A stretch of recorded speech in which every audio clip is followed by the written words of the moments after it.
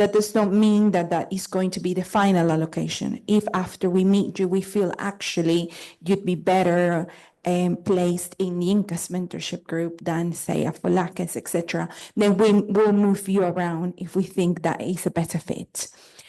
The mentorship program requires commitment. I cannot emphasize that enough. You have got to commit to joining the mentorship sessions every month. It's one session per month. A date and a time to be agreed between you and the mentorship group and your mentor. But it is essential that you commit to the program, okay? It is also essential that you are accountable and that the mentor is accountable.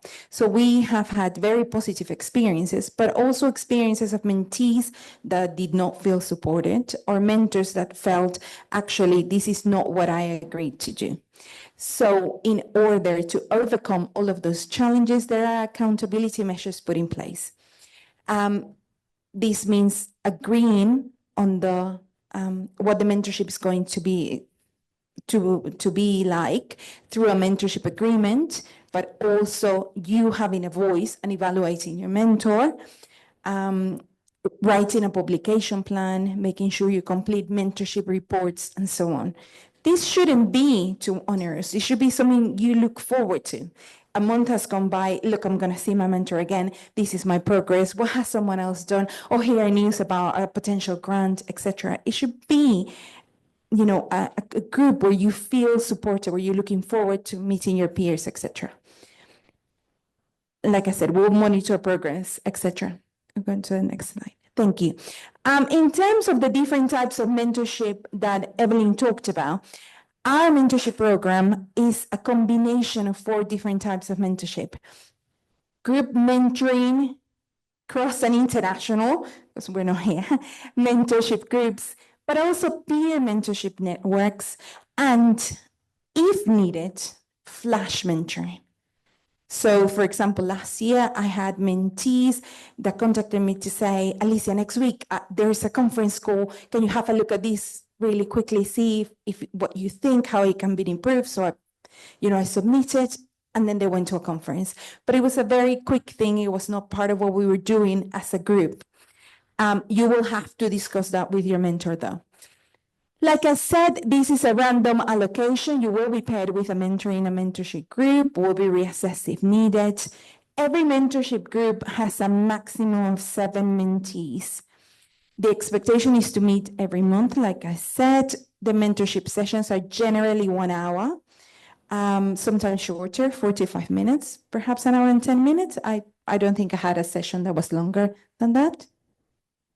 Did you? 1 hour max, that's it. And like I said, there are accountability measures put in place.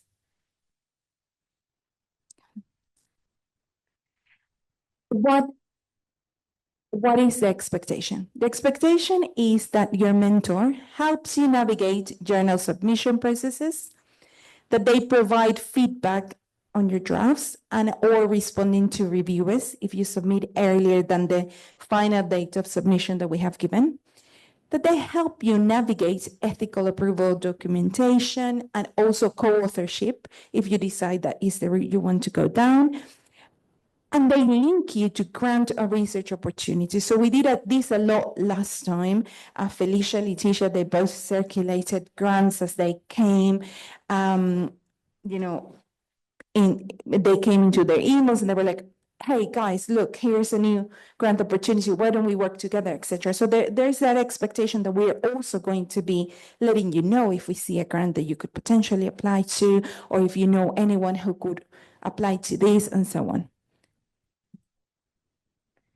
Right, so there are 4 mentorship groups. Juliet and I are co-mentoring together in addition to a STEM co-mentor that is joining us later. So for our mentorship group, please do not worry, we're not STEM specialists, but our co-mentorees. We are a group of 3 because of the different responsibilities that Julius and I have in terms of the project. So in addition to being co-mentors, we are also managing all other aspects of the project. So we cannot commit to having a group of 7. but we can commit to being co-mentors. Evelyn is also a co-mentor, as are Yinka and Afulake. So now what I'm going to ask you to do is to close your computers, please, pick up your papers, and we're going to reorganize ourselves into 4 groups. I'll start showing the lists in a minute. So we could have Yinka on this table, and then Afulake, if you could move over there. And then Juliet and I can go to the table behind. And then where can Evelyn go? Where's the computer for Evelyn? That one there, that one there. Sorry, Juliet, can we go that one? Yes. All right, next slide, please. Thank you. Okay, and those are the students that are in Juliet and I's mentorship group. So Jeanette, Selicam, Jacqueline, Morifema, I'm so sorry, I can't pronounce it properly. Angela, Sarah, and Aurora, if you can join us where Juliet is, please. Was that really bad pronunciation? Not my pronunciation. You can come and read them.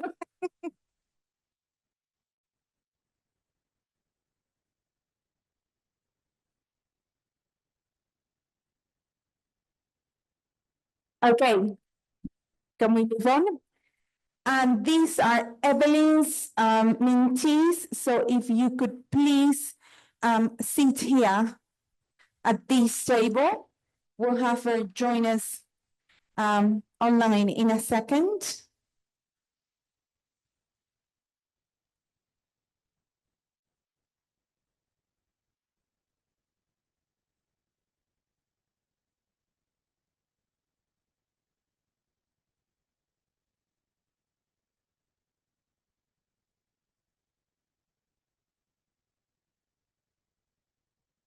Yeah, Evelyn's mentees, you all know who you are?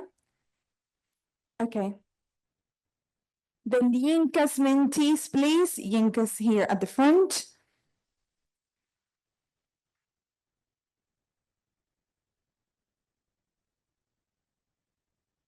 And everyone who's not in Yinka's mentor group will be in Afolake's. Sorry, I'll move my. Okay, we have about half an hour for this session, really. And what we expect is that you get to know your mentor and that your mentor gets to know you. Perhaps agree on a date every month when it would be a good idea to meet towards the end of the month, etc. And on a day and time that would suit everyone. I leave that to the discretion of the different mentors, okay? Thank you so much.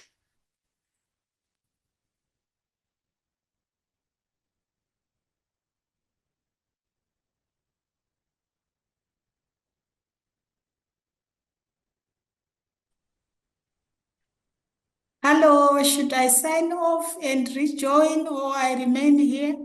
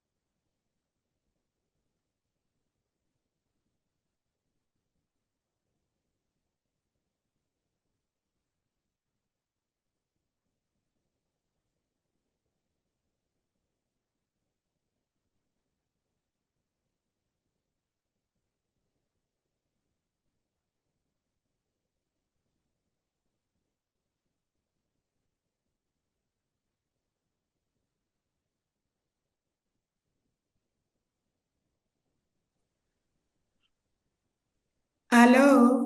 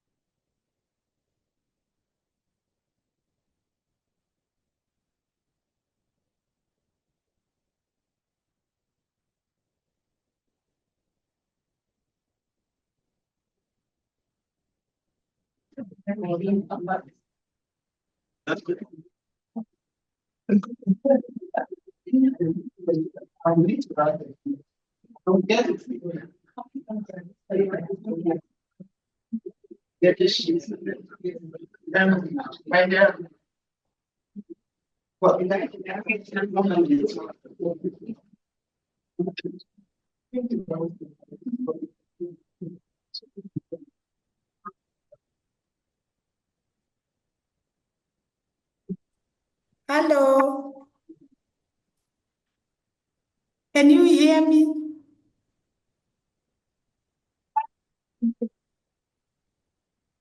I just need to make sure everyone's what they're meant to. Hello. But an opportunity to meet each other. Okay. Hi, can you hear us? I can't hear anyone. Hello. Ah, great. There you are. How are you? Yeah, we are fine. So the task is very simple. I'm sure you already know each other, but unfortunately, you have to repeat it so that we get to know each other with me. And then we set a date when we'll be meeting every month, when it is convenient for everyone. And then we set a date and a time, and that's it. So I suggest that when we get to setting dates and times, we also just have an option B, just in case more than two of us fail to meet it, because we know in our jobs, it is very possible that you might actually have agreed that we are going to meet. And then when you get to that date, maybe something happens. So what we used to do with the other groups that I was mentoring before, we used to meet in the evening.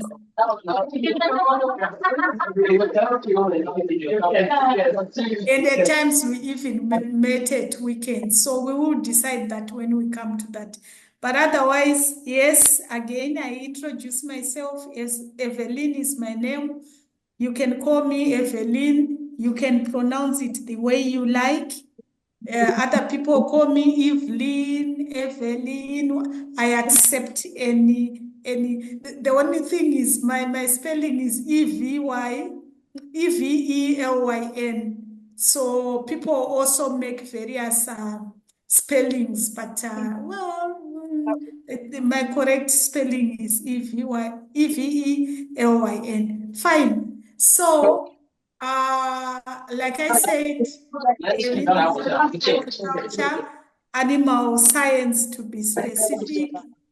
And I have worked in that field and published, but specifically now I am publishing in the area of higher education, quality assurance, and still in the area of agriculture, but embedding, some social concepts, like we go into the field instead of actually do the sampling on animals like you would do when you are doing a scientific paper. We would then go and ask the farmers whether they like a particular vet or whether they are happy with the services that they are receiving. That kind of work is what I'm doing now. So I am at the UM6P in Morocco, and here I'm particularly responsible for all the academic issues at the university, academic programs, executive programs, like we also train people in industry, and then capacity building, such things. So that's me. And I have said again before that I come from Zimbabwe, that's my roots. So thank you. Can we move on around our table, introducing ourselves, our interests, and maybe a bit of the expectation that we have for this particular mentoring? Thank you.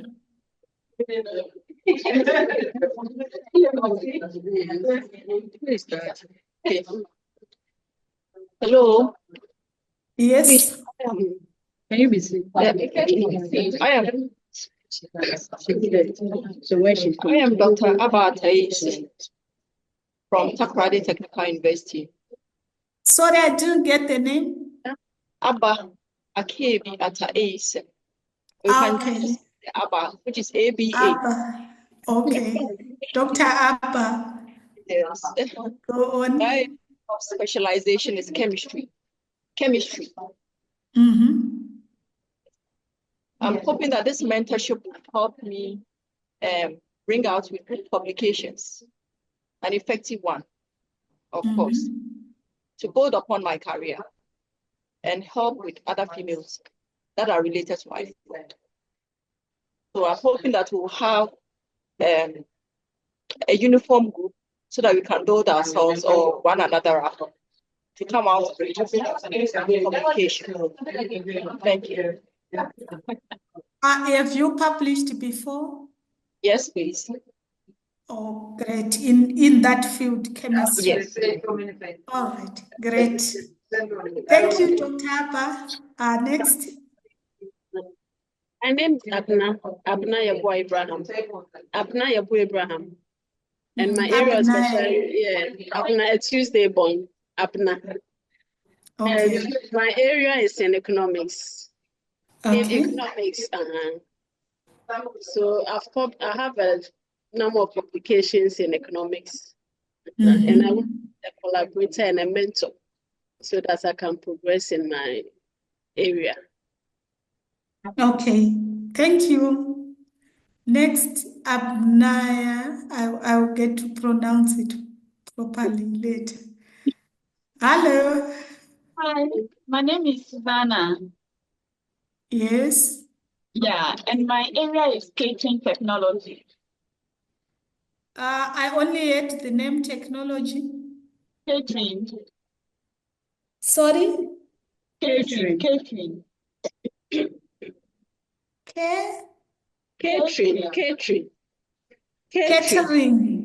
Like hotel something. Like food, yeah. Okay. Development. Yes, I have published before, but I want a mentor to also help me. Right?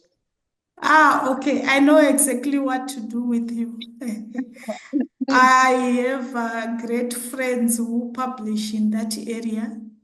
So even if I might not be the best person for that, I will make sure that I connect you to the right people. Next. Hello, I'm Jemima. I'm from Jemima. Jemima. I'm from Cape Coast Technical University as a part-time lecturer now.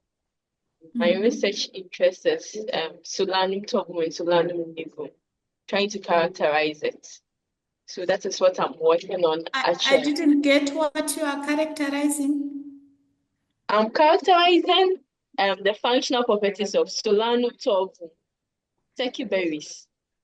Oh, turkey berry. Okay. And Solanum We nivo. drank something. Was it some tea from turkey Yeah. berry last week at the University of Ghana? Oh, okay. It was quite bitter. Yes. Uh-huh. So that is what I'm working on now. And I'm hoping that at the end of this program, I'll be able to publish more work with other Okay. products from it. So I think turkey berry, that kind of work could be in my area. So I can see that we could quite work well together, even if we want to co-publish or just for me to guide you. So definitely for you, it's a direct match. For the others, I might not be directly in the field, which means we might want to get other mentors, but there is still scope for us to move together because there are some aspects of publishing that are not necessarily technical. Thank you. Okay. Next. I'm Jennifer. Jennifer.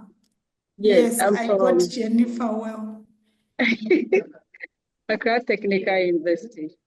My area is in mobile security, wireless security data and data communication. Yeah. And me being here, my aim or my expectation is to be more visible in terms of publication and to write more articles. Yeah. Oh, great. Again, I think we can work together because we are working on a massive project on digitalizing agriculture and talking about all those aspects of communication and so on. So maybe we can find a match. So I believe that in your area it's cross-disciplinary. So you are not in a particular discipline. I mean, you are, but you can publish in any discipline using the concepts of. So good. Jennifer, yes? Yeah, thank you. Okay. Hello, I'm Valeria John. Valeria, glad to meet you. Nice to meet you too. I'm from Old Technical University. And then my special areas are super hydrophobic textiles, antimicrobial textiles, and UV protected textiles. So I'm currently a PhD student. My being here is to Sorry, antimicrobial properties in textiles. Textiles. Yeah, on cotton fabrics, linen, and this. Oh, interesting. I studied antimicrobial characteristics, but in browse plants, you know, those trees that we use to graze our animals. I don't know whether there's any relationship with what you are doing, but it's good to know that there are antimicrobial properties in textiles. Is that the reason why I feel itchy when I wear some particular kind of fabric? Yeah, so it's from the fabric. So it can also be the type of fabric that it is. Maybe wool, some kind of wool they each before you directly without breaking. Okay, I have thrown away quite many clothes. Until now, I know what type of what type of clothes I should never buy, because I will always have the same thing. I also have problems with such problems with earrings. Okay. There are very few earrings that I can wear and not have problems. And those which you wear and have problems, no matter how many times you try to rewear them, you still have problems. So I think it's an important area. Glad to be working with you. Thank you. Yes, next. Hello, I am Rafia Imoro from Ouagatanga Technical University.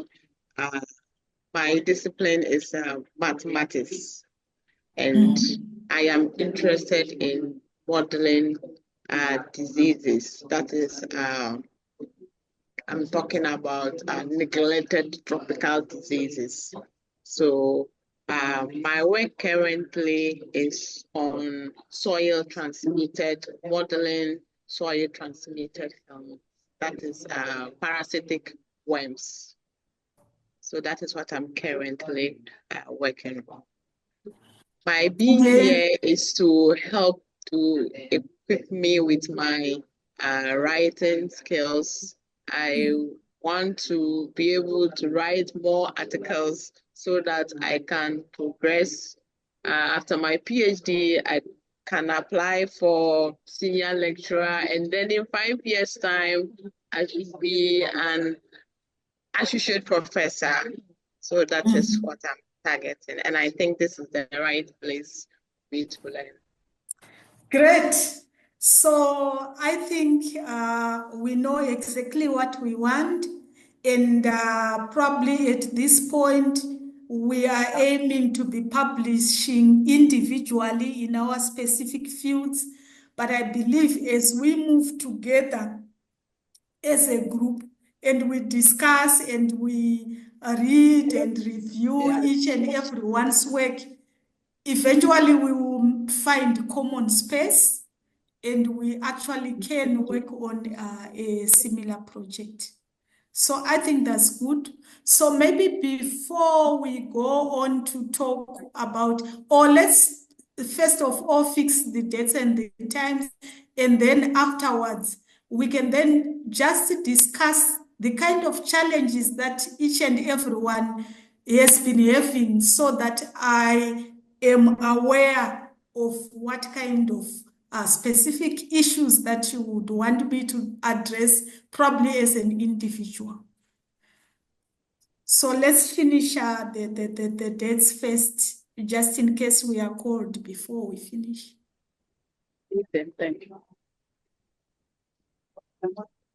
Mondays are good for me.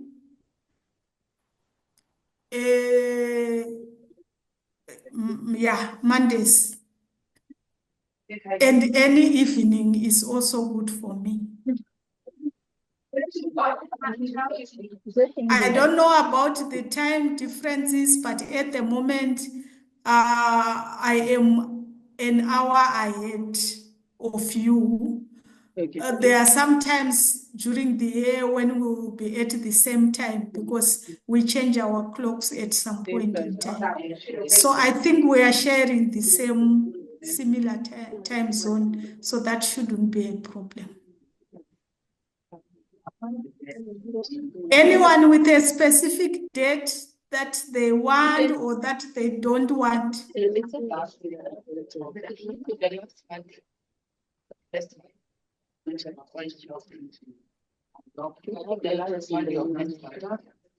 So, Rob, please, is it first Monday of every month? We can decide whether it's the first or the last or the second or third. For me, it doesn't matter, but Mondays are good. That is if it is in the morning or during the day. But if it is in the evening, any day is fine. Any day.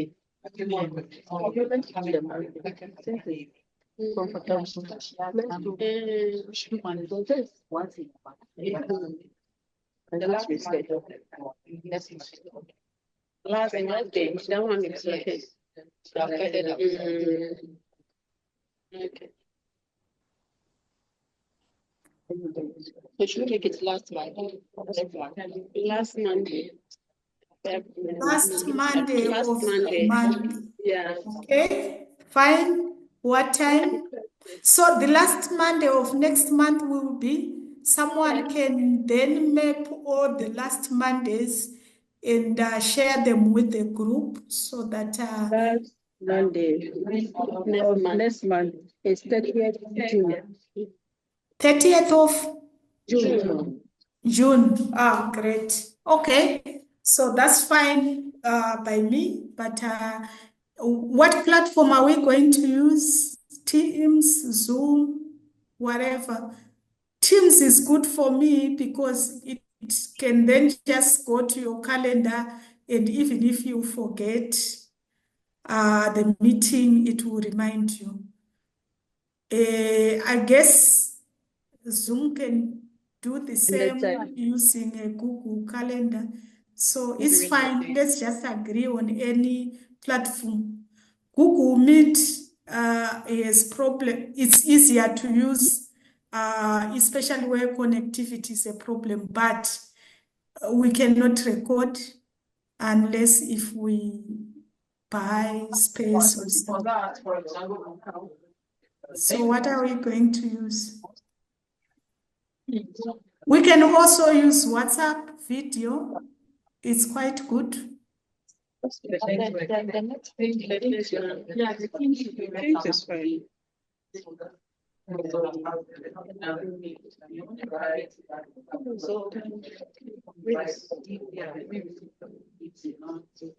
We are okay with the teams. Teams, okay. So who is going to coordinate us, send us the links?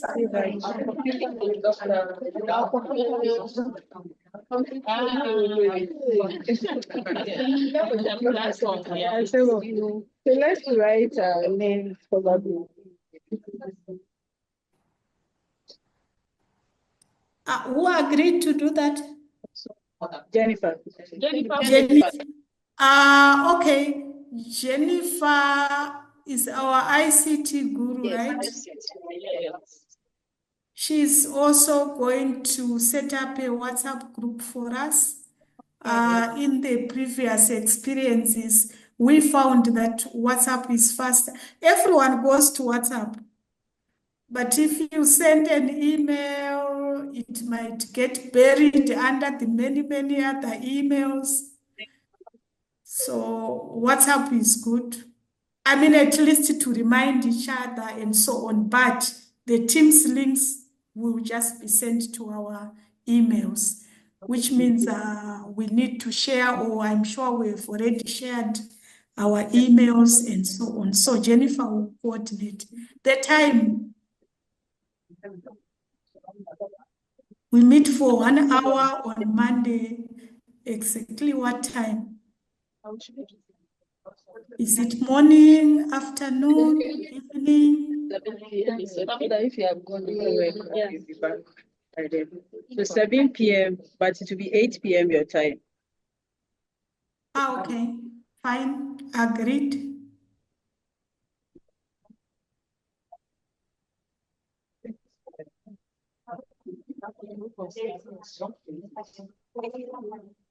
Okay, so who is going to be responsible for setting the agenda?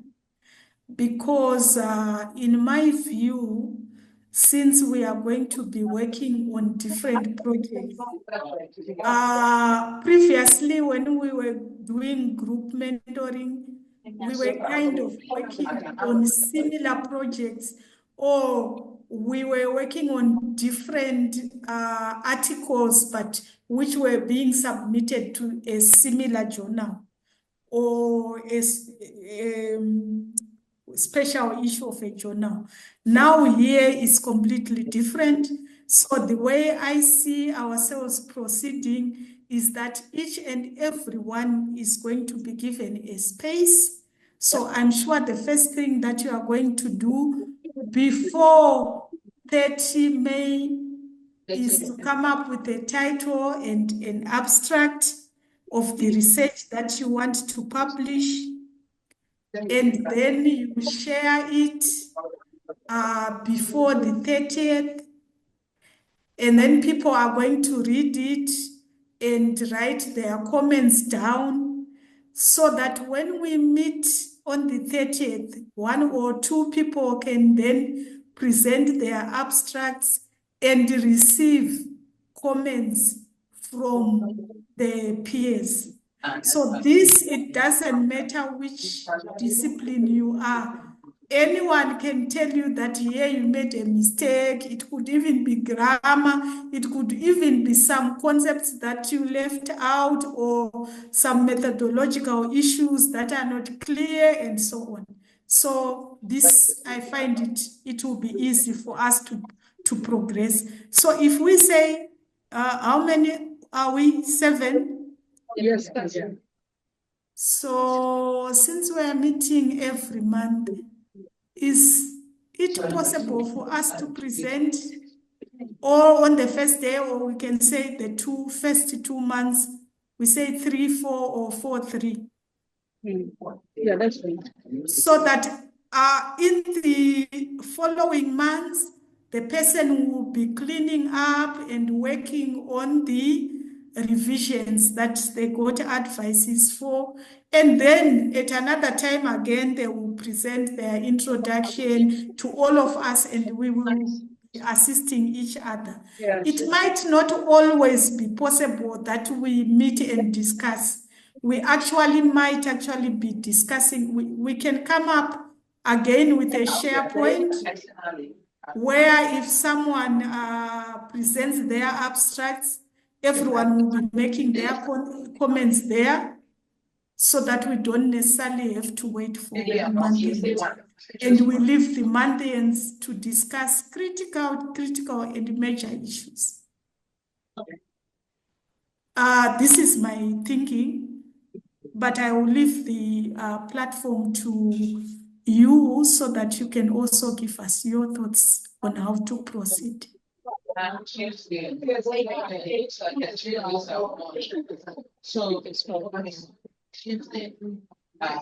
The plan is okay. And then the other thing that I would also request of you is that probably you can send me again that kind of, this time you don't have to worry about a very clear abstract. Just give me a title and the kind of research that you want to work on, so that parallel to our efforts, I can also connect you with other people who are good in that discipline, so that they can be at the same time also assisting you as we go along. All right. So that you don't have to be settled with me, who might not know much in your field.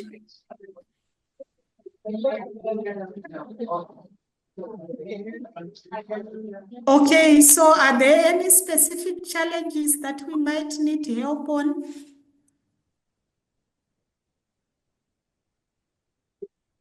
I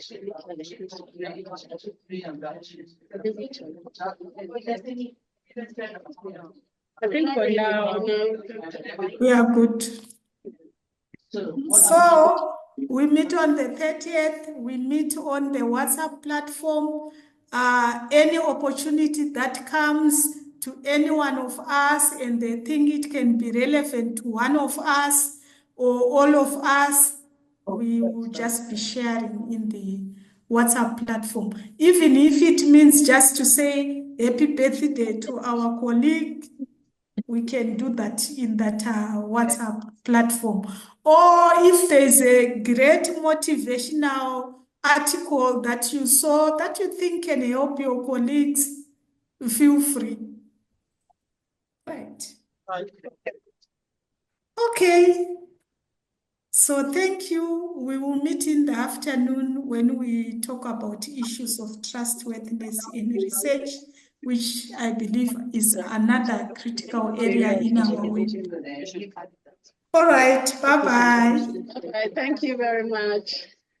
Appreciate it.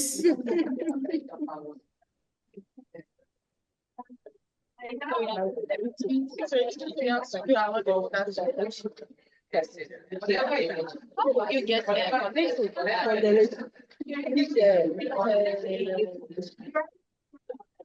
Yeah, economics.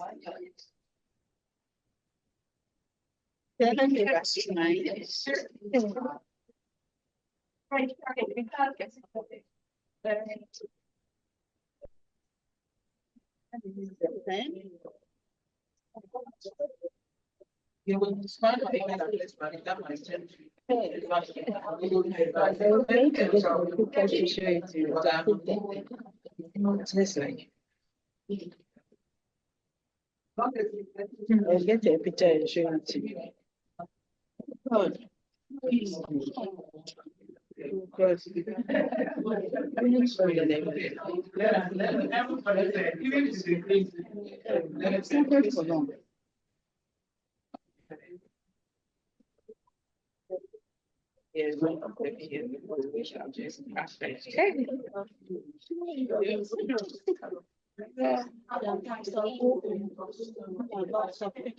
Something at a time of 5 pages.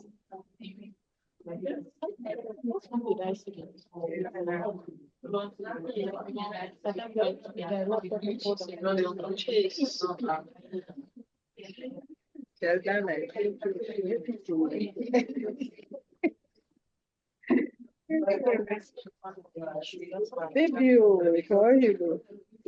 Are you ready?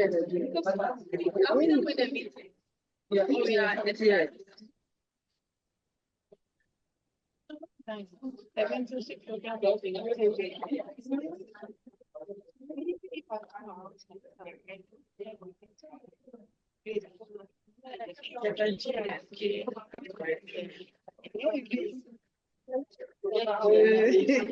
I thank God I'm fine.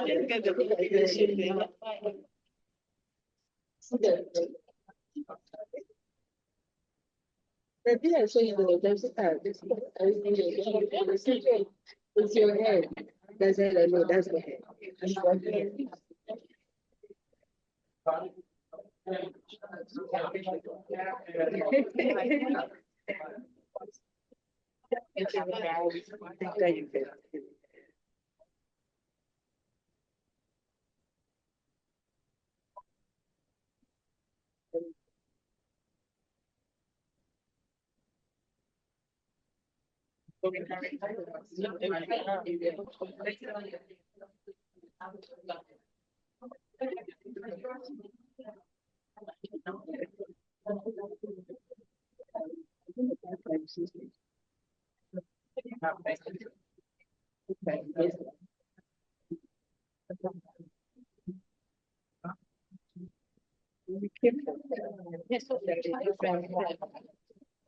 There was something else.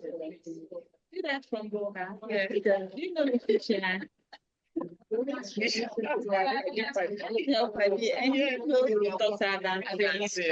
That's my neighbor. Yeah, Dr. Nancy was my mate. Letitia is a colleague. PhD. Okay. My regards to them. Okay. Your name, please. ATU. Yeah. Oh, okay. So now you are in your research director. What is this name? I am the technical. Yeah. What rank is the technical? He was the chair. Okay. My presentation. He was the chair together with one doctor from. Okay. The breakout session. Yeah, the breakout session. We became friends, but I didn't take his number. Oh, do you? So we are done. Right. We are done, but they are still occupying our team, so just also while sometime.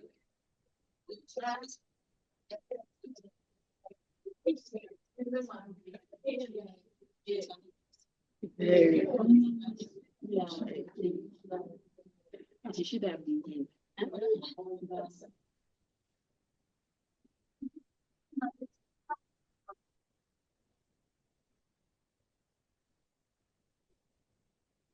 You can see that she's well connected. So even if she can't just have one. They are connected. They have friends, networks.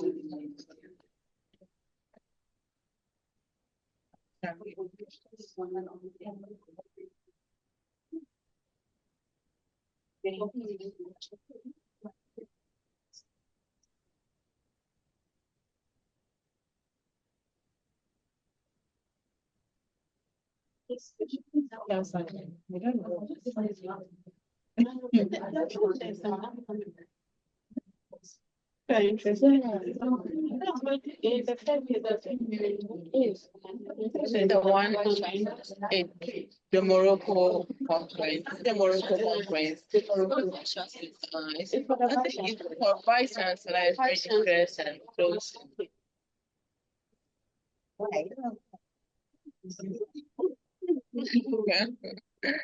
You have to publish and get there and also hold those positions. I will see assembly one day. They just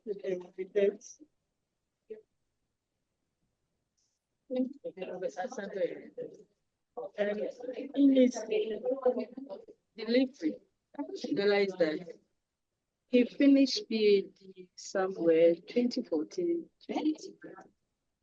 The guy is yes. 2014. His dad was a student. He got a coach, and I think he was really coaching. You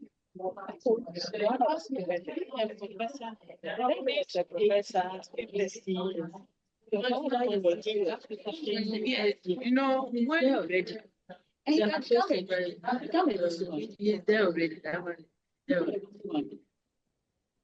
I said, for instance, I was good with male my male counterpart.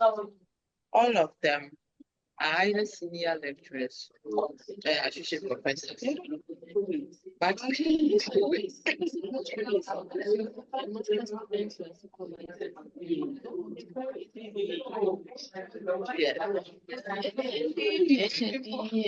Yeah, when you look at their work, even feedback, they will bring their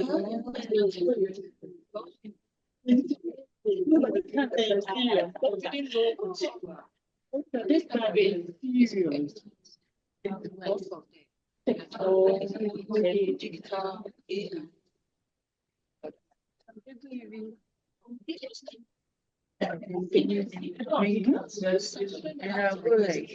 This is ChatGPT.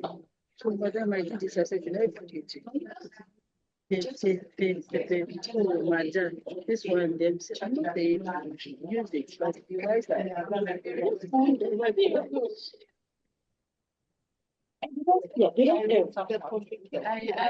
what I teach I give them some assignments to do.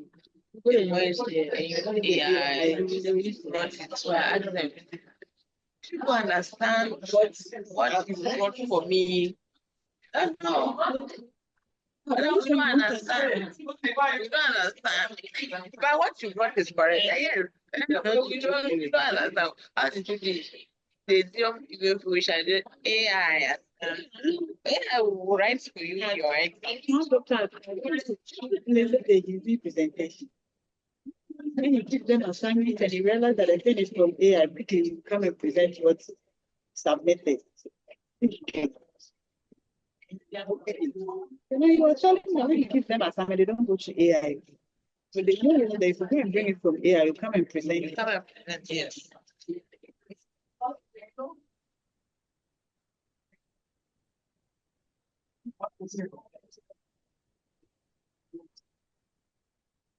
And then there is AI.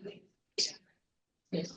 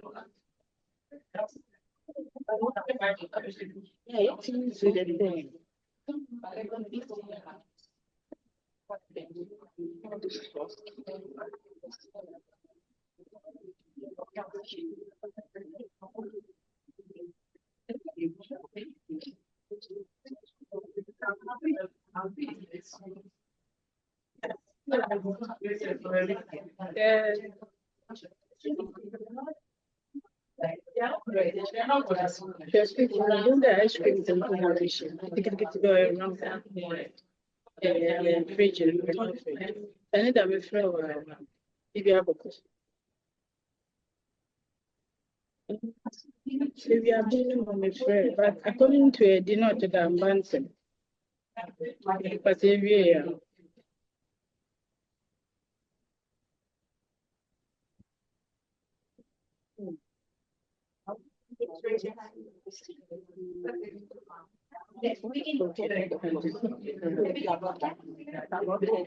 The mathematics, they'll be coming for you. When I'm analyzing my it, I set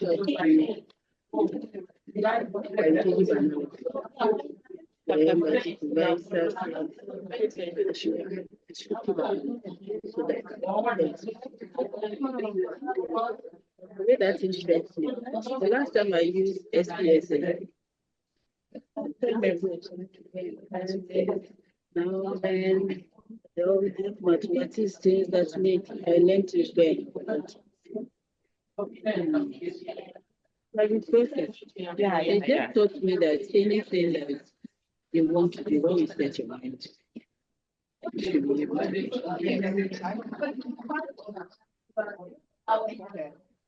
But now, my kids, the youngest, they are 6 years old.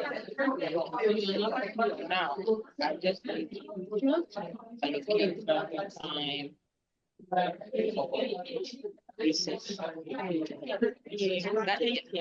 That is what because point in time,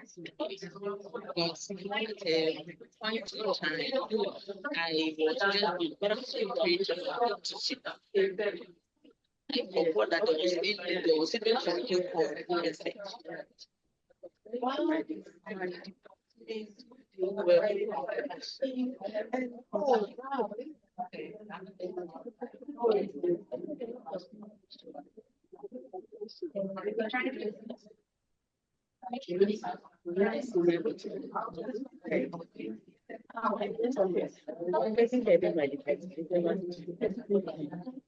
You want to create a new department from computer science.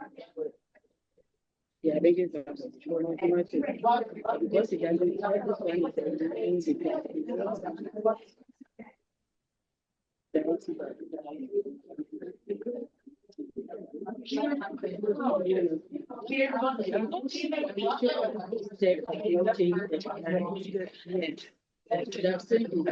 have said that has caused a lot of confusion. To go into go to school because initially, the husband just encouraging me, but I think my commitment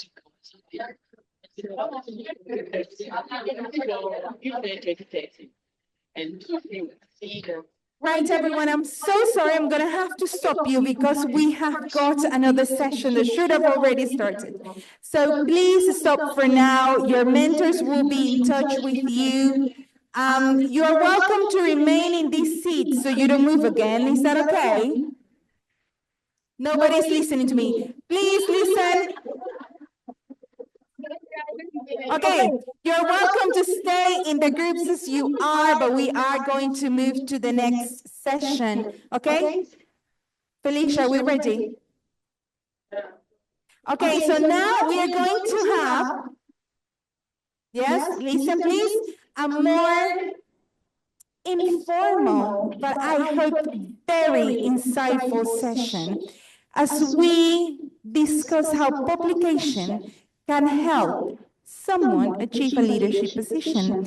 And we're going to invite our two leaders in the room. So Dr. Afolake, please, if you can join one of the seats up here, and Professor Tondlana, my lovely mentor, both of whom are going to be interviewed by Felicia.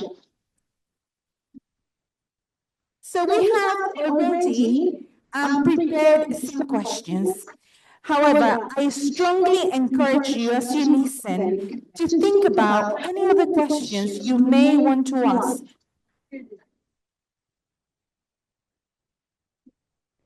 Any other questions you may want to ask. Juliet and Afolake here, who are going to share their experiences of leadership, their experiences of publishing, and the journey from not publishing to achieving a leadership position. Everyone's moving around. You're going back. That's fine. That's fine. You ready? She's there. She's just moving herself. I'm so looking forward to this. Yeah. And the person you will.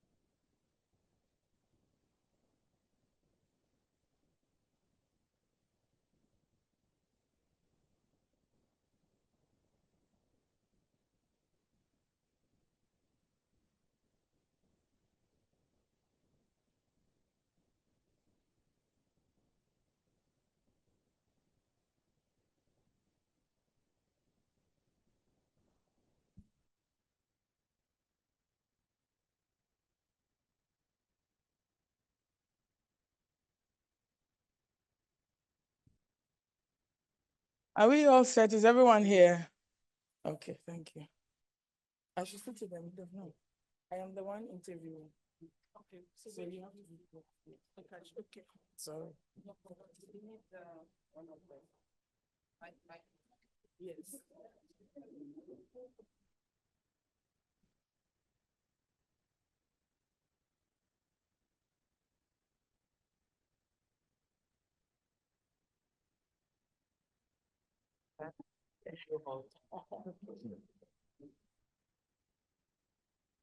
Okay, so let's imagine that we are in a GTV studio or TV3 studio, or we actually have AAU TV here.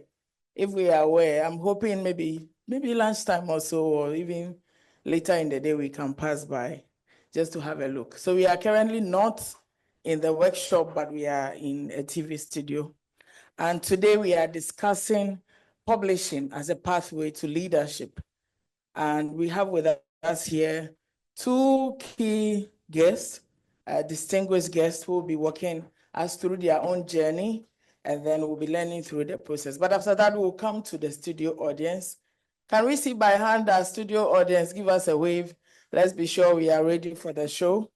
Okay, thank you very much. So as I said, I will be your host for today. My name is Felicia Nkrumah-Agbaji, and we would like to hear from guests that we have with us today. We mainly want you to introduce yourself, who you are, and then also to tell us about what leadership position you currently occupy. Our focus is on leadership. We'll start from Prof. Yeah, okay, start. Thank you. Good afternoon, everyone. My name is Afolake Olambiwaninu. I have my PhD in food microbiology, and my area of specialization or my area of research really is in food bio enrichment and food safety as it relates to indigenous fermented foods of Africa. Now, concerning my leadership role, presently for my university, A.G.E.N.D.A University, Nigeria, which is a private university, I started my journey as a lecturer in 2013. And I started as an assistant lecturer, which is the starting point, really. And now I've risen to the position of associate professor, and in April, I've submitted my papers for the professorship level. I started as an assistant lecturer, and I've risen up, almost getting to the peak. I've been the head of my department of microbiology and biotechnology from 2018 to 2023 for 5 years. Thereafter, I got appointed as the acting director of research, innovations, and linkages for the university. Aside that, my university have a secondary school and a nursery and primary school. So I'm the assistant chairperson for the management committee of the primary school. Then I'm also the chairman university catering committee. So all the food vendors in the university, I monitor their activities to make sure that the food they are providing to the students are of high standard and quality. Then recently, I was also appointed as the sub-dean of the Faculty of Natural Sciences. So those are the leadership roles that I've taken so far. Thank you. I thought we'd be clapping, yeah. Can it be louder? That's highly impressive. Yeah, that's highly impressive. Over to you, Prof. That's wonderful. What can I say after that? So actually, as I've said before, I'm at the University of Nottingham, but I started my academic journey and leadership journey in Zimbabwe. And, very quickly, in my much younger years, I'd been, head girl, primary school, head girl, secondary school, and then at the university. Then I went to uni, and so I was kind of always looking out for leadership, volunteering if they were looking for somebody. So then I went to uni. I worked at the University of Zimbabwe for 14 years, rose to the level of senior lecturer while I was there and head of department. So I was senior lecturer and head of department before I even, became associate professor. The professors were there, but, again, I was making myself visible, being a bit clever and getting into a leadership, position. And then I was, when I left Zimbabwe, I'd been acting deputy dean, and I was eyeing, the deanship. But then had to leave. And then in the UK, so at the moment, my leadership roles, I'm a lead in global engagement for the School of Education. Until recently, I was co-convener of a research center and UNESCO chair in international education and development. And I'm coordinating the AAU Europe Regional Office. Yes. That's a big woman we have over here. Thank you so much. It's not easy to be a UNESCO chair. So. My signature, it used to be too long. It didn't make sense, very long. And now I've chopped it down a bit. But that is in line with what Dr. Yinka was telling us earlier, to make ourselves visible and to make sure we really profile, all the key things that we are. So thank you very much for walking us through your journey. I may be coming back to ask questions such as how did you think your family played a role? For instance, you mentioning that you started off that leadership positions, seeking out for leadership positions very early. So probably the influence might have been coming from the environment and things like that, but we'll delve into that much later. Just to be sure that we are on the same page in terms of what is leadership, we would love to hear your own perspective. What does leadership mean to you? If we say leadership, what does it mean to you as an individual? Thank you. Well, to me as an individual, leadership means my ability to influence others. How am I able to influence others with my own vision, my ideas, and if I'm not able to pass it down to people I'm working with, then that means I'm not really leading. So in a nutshell, the way I look at leadership is that's how am I able to influence you so that we can be on the same page at every point in time. Yep. Okay, let's hear from Professor. So in my view, leadership is about a mindset. It's not so much about a title. I think the title is a result of the leadership mindset. So for me, that's the thing you work on, because if you have the mindset, it will kind of get you into leadership. Because, leadership, there are fewer leaders. If titled leaders, there are much fewer. So if you are just looking out for, a leadership role, you may be very disappointed sometimes. But if you have a leadership mindset, you will find leadership even without the title. You can still be a leader.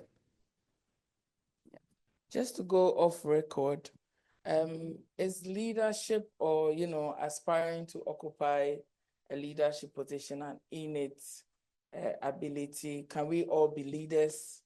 Should we all aim to be leaders? Is it something we can learn, to get into leadership positions?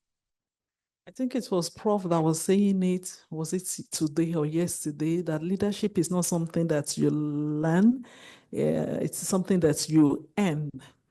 You understand? So to me, and every one of us have the ability to be leaders. In as much as we have the ability to influence, even if it is our siblings, to give them direction. So that means we have what it takes in us to lead. I don't really believe that idea that they will say, oh, this one is a naturally born leader. I don't believe in that. I believe that you can work up yourself, improve on yourself to be able to impact others alongside you. If you want to add up. Yeah, totally agree. And so it's something that comes through. We all have the capacity. You're born with the capacity to be a leader. In fact, I think I could go and be radical and actually say we are meant to be leaders. Because human beings, well, because I'm a Christian, so I look at it from a Christian point of view. So human beings, were created to lead. That's why we tend to want to dominate. You always have your own sphere of influence, your own sphere. You may not be a president, but in your own little, whether you're a mother in your household, you just find, you're wanting to, to lead. But I think the mindset is developed, and I totally agree with Afolake, and it comes through the environment, how you are socialized, and then it goes into the education system, the curriculum. because the curriculum can develop leaders, the curriculum there can develop followers. So during the colonial days, people who were colonized, that's why sometimes they don't have a leading mindset, because the curriculum that they were exposed to was meant to prepare people who would do what they are told to do. Very good at following instructions, but not at leading. But, in my environment that I grew up in, you had little white boys and girls that would boss you around because they were being, socialized to be, you are the best, you are number one, you got to lead, you should never be below these people. You should tell them what to do. Yeah. All right, great. I think that somehow answers the earlier question of environmental influence, which then means, for all of us, wherever we find ourselves, we should create that nurturing environment which allows others we are working with to, naturally have that mindset of also wanting to lead. So I think that's a very good one. When the Secretary General gave his address here yesterday, I think he did mention that we have a number of women in higher education systems. What we don't have is a good number, a good representation at the leadership level. Just to ask the question of why is it important that we have women in the boardrooms? Why do we think it's important that we should have women occupying some of these key leadership positions in Africa's higher education system? Yes, thank you. Well, it's highly important for us, if it can be balanced, really, to have women at this level, because naturally, women, we are very good when it comes to decision making. We are much, much, much, much better than them, because we put a lot of things, in fact, in consideration when we want to make decision. They can just take a decision at the snap of their finger. The other gender, they can just take a decision at the snap of their finger. But before we can decide that this is what we are going to do, I think that thing is just in us. As women, you try to look at, will it suit A? Will it suit B? If it's not going to, how can we blend it together? So we need to really be there so that at least we can help in the aspects of decision making. Then I think also it's also good to balance up everything. When we are talking about social progress, we should have gender equality. If we have the vice chancellor or the president of the university as a male, then it will also be good to have a female alongside. At least let our voices be up there. So I think it's good to be there so that we can promote equity and we can also promote representation. So sorry, before you pass on, for a man who would challenge what you think, that women are good decision makers, someone would think, if a man is in this room, may probably think, no, I don't think you are better decision makers than us. What would you have to your defense? Or why would you think that women are good decision makers? It depends on how you make yourself to be seen. You understand? How you make yourself to be seen by the so-called men in leadership. And one thing I would like to throw across to all the women in the room this afternoon is just try as much as possible to keep developing yourself. Now, I will give you a very good example. There was a day I was in like an interview session, and they just asked the lady a question: who is the Minister of Education for your country? And she was blank. She was blank for about 5-10 minutes. And you know, it was all the people at the panelists, they are men. I was the only woman there. So when they asked, Madam, don't you listen to television? Don't you watch news? Hey, I'm always busy. I'm always doing this. I'm always doing that. And you know, one of them now said, and that is why, and if we don't take them now, they will tell us we are not gender balance. We are not this balance. So, you know, that day I felt so bad, so hot within me. So we shouldn't give in the room. We shouldn't give them that room. So as much as possible, we should let them know that what they have, we have what it takes also to be there by trying to develop ourselves on a daily basis, by trying to read wide. And when they are bringing up emotion, it's not as if you are countering the emotion or you are trying to prove what you are not, but giving your intellectual advice. Why don't we do it this way?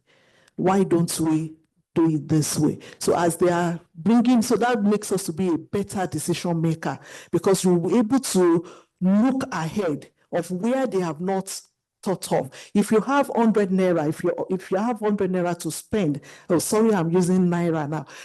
Sorry, if you have 100 cedis to spend for a whole month, you would have put it down. I'm going to buy fufu, I'm going to buy this, I'm going to buy that. And from this, you have planned ahead. But if a man has 100 cedis to spend, he may not think of tomorrow. He may just think of now, on how to spend it. So that's one of the qualities in us that make us to be a better decision maker than them. Prof would come in terms of why we need women in the decision-making room and in other leadership positions.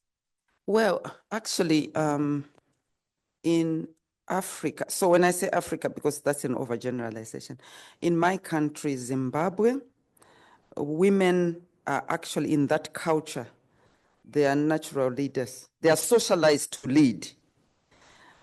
But, I mean, in the right sense of leadership, in my view, they are socialized to have this leadership mindset. So when you have a leadership mindset, you come into a room, you don't wait for people to tell you. When you see things are not okay, you don't just wait. Because, if you are not a leader, if you don't have a leadership mindset, you're waiting for somebody to come and do it because you don't know where to start. You're not sure. But when you have a leadership mindset, you go into a room and you can already see things are not in place. I don't have to be an expert in like putting, arranging things. But as someone with a leadership mindset, I will be looking around. Who do we have around here who can help us to do this? I'm beginning to organize people. I'm a leader. I think like a leader. So when you think, in my culture, traditionally, the woman is the one who did that. Well, the man was seated there drinking whatever he was drinking. And the women were checking to see what's going on with the kids, what's going on with the men, is there food, but culture now, this patriarchal culture required her to cede the leadership, the power. She willingly handed it over to the man. When she has finished organizing everything, their cows, their chickens all over the place, she has gone to the field, she has organized everything, then she would allow her husband to take the honor of the glory of doing all that. And the men knew what was good for them. We always wondered as I was growing up, why there were more widows in the village than widowers. I'll leave it at that. Like if they didn't behave, the women knew what to do with them. But also I would want us to bring the discussion home to that is debatable. I've heard stories of how sometimes maybe the kind of work men do is risky and things like, but anyway, that's a discussion for another day. In your submission, I would want us to bring it home to higher education. How do we think a woman occupying a leadership role, let's say vice chancellor in a higher education institution, would influence or perform better than possibly a male occupying the same position? So because the woman had this mindset, so if you went into a higher education institution, you also wonder why most of the PAs were women, because they would organize the men, doing virtually, the job, for them. When I was, when I got into the department head role, I had, my secretaries were women, and they organized me. So I could actually see how the men entirely depended on them. They didn't know where things were. But it's their PAs, personal secretary, personal assistants, and secretaries who would organize everything. It's just like in their home. The wife is doing that for him. He comes to work, he makes sure that, his personal assistant is not a man, because he would not be able to do it. His personal assistant is a woman. So women in that culture have a critical role to play in leadership. That's why there is, in my view, chaos, even at government level. They don't know what to do, those men. They need women. So a woman, because of the way the woman is socialized, I would say in summary, she is the one who is socialized to have the leadership mindset, because the whole family, the village, the country is depending on her to organize things. But patriarchal culture says you're doing it for the men. And then so she hands off. Okay. Yeah. Just to move on from that conversation to the focus of our training, which is publishing. We would love to hear how publishing, along your journey, as you moved from one level to the other, how did you think publishing played a critical role? Was this direct, or, if you can tell us about the contribution of your publications to you occupying leadership roles? I think we'd love to learn from that. Thank you very much.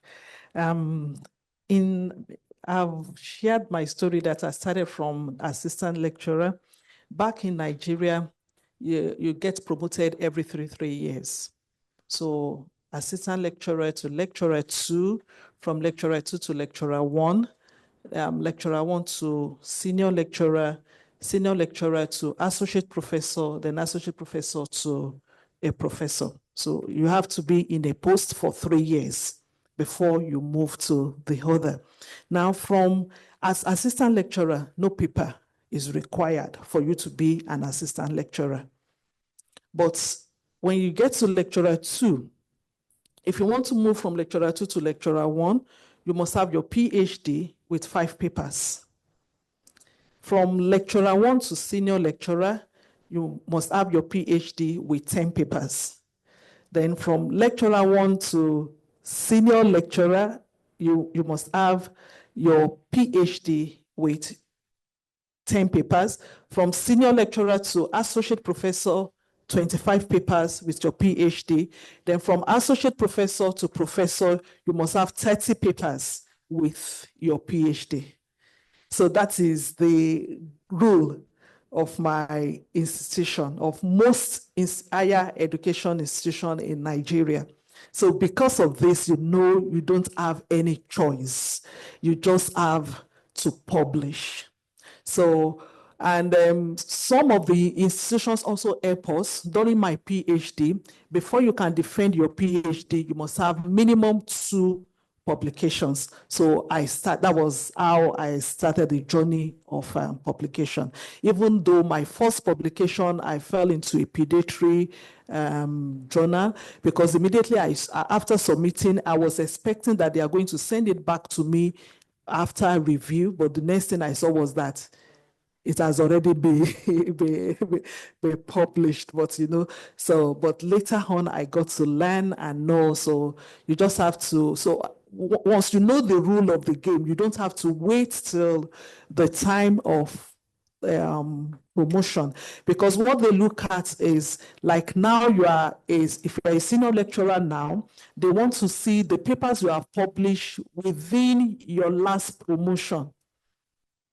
So it is not all the paper you tender for your last promotion that you can also tender when you are going in for a new promotion. So you need to keep on updating. Even if you have 40 papers, by the time you are lecturer 1, it is not everything you are going to tender by the time you want to go for your professorship, because they need to get new ones be there. So you just need to keep on publishing and updating yourself. Yeah. So in my university in Zimbabwe, it was similar. But my current university is more quality than quantum. But they also want to see, for promotion, you need the quantum. But what the deal breaker is the quality.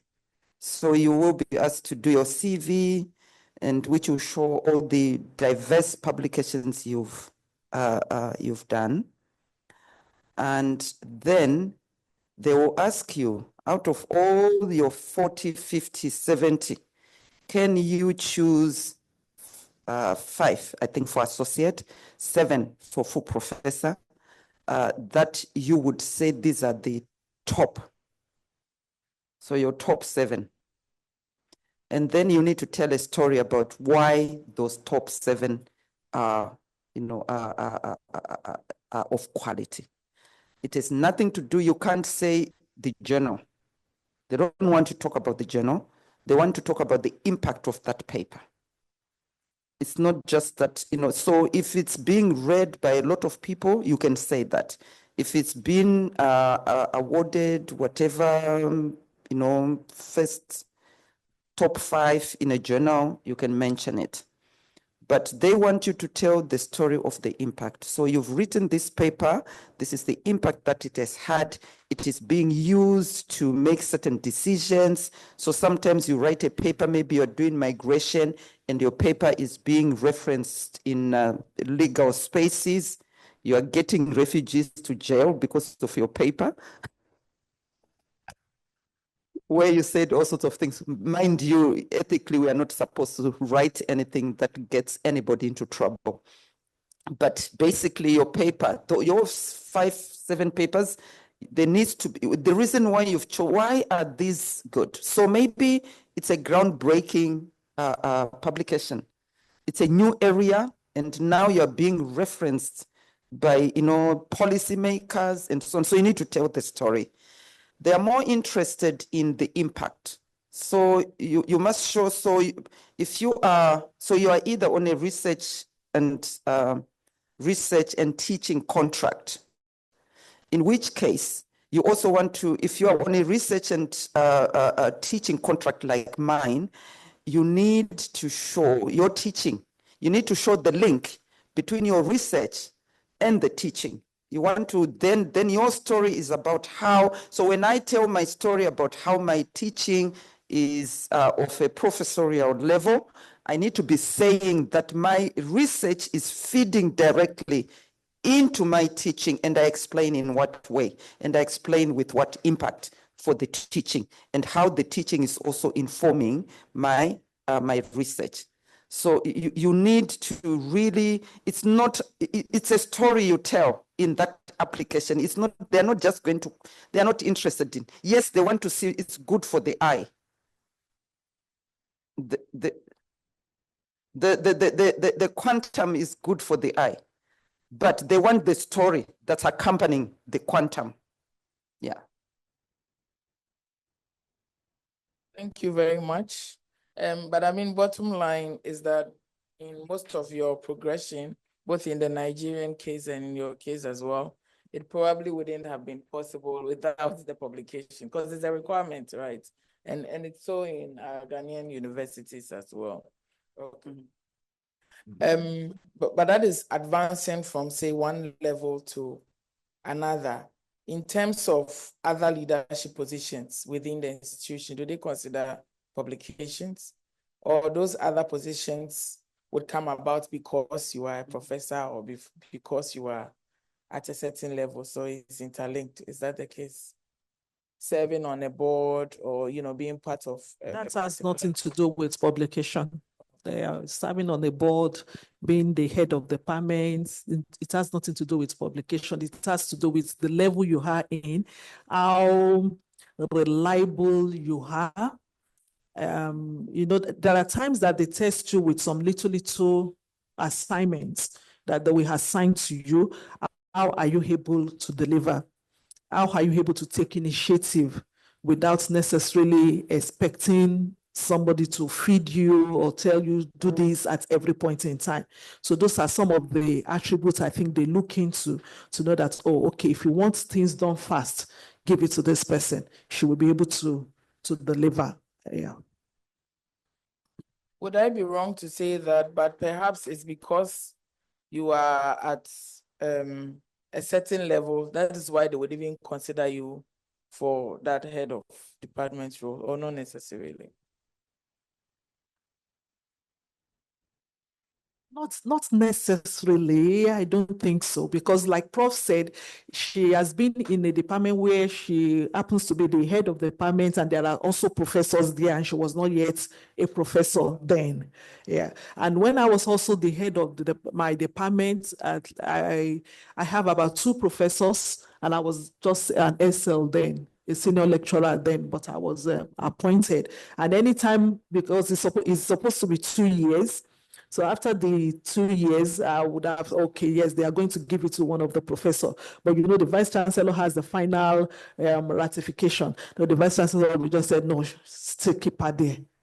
Still keep her there, because they are seeing some value in you, I believe they have. So.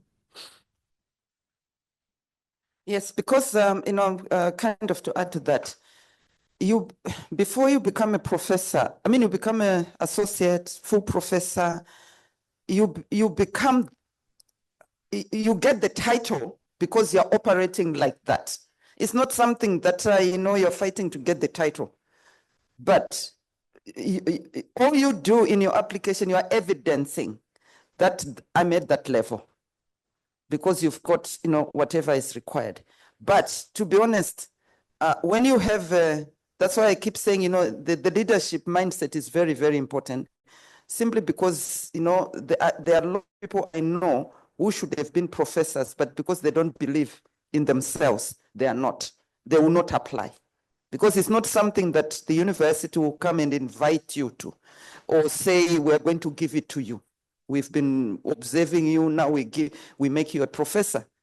You have to evidence it yourself. You have to want to be a professor yourself, and you work towards that. But sometimes you become naturally like that, because when you have the mindset, that's when you become naturally like that. Because even at whatever level, you're behaving like one. That, sometimes people will say, why don't you just, because they're doing the quantum thing, why don't you just, you're already operating like a professor, why don't you just give them the publications? Because they're not going, because it's a technicality. But because as she's saying, now the leadership position is a result. So there are different types of lead. So the professor thing is like an academic leadership role, where, yes, that's when they're wanting to see your qualifications and so on. And it opens doors for all sorts of things, because if you are to become a vice chancellor who's going to be leading professors, surely you would want to be a professor. They are not going to respect you. So sometimes you do it for appearance, for just to fulfill, just to be able, for, what's the word? You're just doing it to make yourself appealing to the people you are leading. But you are already a leader. You can lead them without it. So I used to, for example, so I said, I became a head of department. that at that level, some management roles you get voted into. So in my university, head of department, the vice chancellor will come and consult. But because of our ability, because we're able to deliver. And then I think another key area we've been advocating for, even as AAU, relates to the fact that institutional systems need to recognize the uniqueness, of us being women and the key challenges that we face, and put in place measures to support women get to the top as well. Because certainly we have different, challenges that we face as women and as men. But otherwise, I think we would love to give our studio guests a big round of applause for sharing their journey with us, for engaging. We've learned a lot. So thank you all so much. See you same time next week. As the journalists say, bye-bye.